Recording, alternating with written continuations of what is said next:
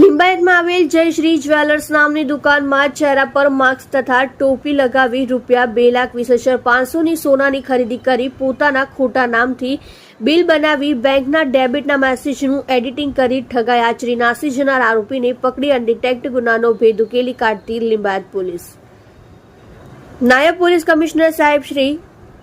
Zone 2 તથા મદદનીશ police commissioner સાહેબ શ્રી ડી ડિવિઝન સુરત શહેર તથા પોલીસ ઇન્સ્પેક્ટર એસબી પઢેરિયા સાહેબ નાઓની સૂચનાથી તથા સેકન્ડ પોલીસ ઇન્સ્પેક્ટર વીએ જોગરાણા સાહેબના ટેકનિકલ માર્ગદર્શનથી અનડિટેક્ટ મિલકત સંબંધી ગુનાઓ તથા નાસ્તા ફરતા આરોપીઓ શોધી કાઢવા સારું પોલીસ સ્ટેશનના સર્વેલન્સ સ્ટાફના police sub inspector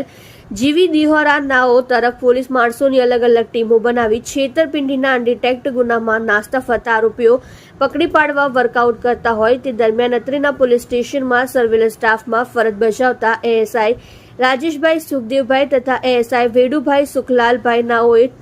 technical workout કરી હ્યુમન રિસોર્સ આધારિત તેઓના અંગત અને વિશ્વાસુ બાતમીદાર મારફતે બાતમી હકીકત મેળવી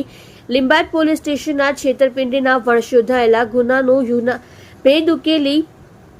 આરોપીને પકડી પાડેલ છે. મજકૂર આરોપીએ મોઢાના ભાગે માસ્ક તથા ટોપી પહેરીને જયશ્રી જ્વેલર્સ નામની દુકાનમાં જઈ દુકાનમાંથી સોનાની ચેન નંગ 1 તથા એક સોનાની કાનમાં પહેરવાની બુટ્ટી નંગ 2 તથા સોનાના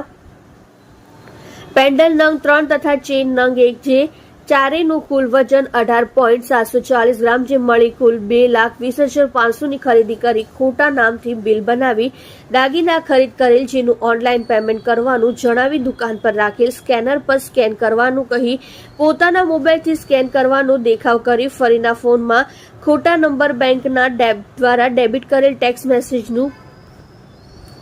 એડિટિંગ ફરિયાદી સાથે ઠગાઈ કરી નાસી ગયેલ આરોપી દેવલ ઉર્ફે ડેવિડ જીતેન્દ્રભાઈ શિંદે ઉંમર 27 રહેઠાણ પ્લોટ નંબર 15 સરસ્વતી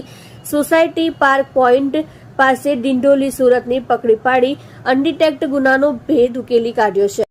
આપ જોઈ રહ્યા છો સોમવાર time news channel bureau report Surat.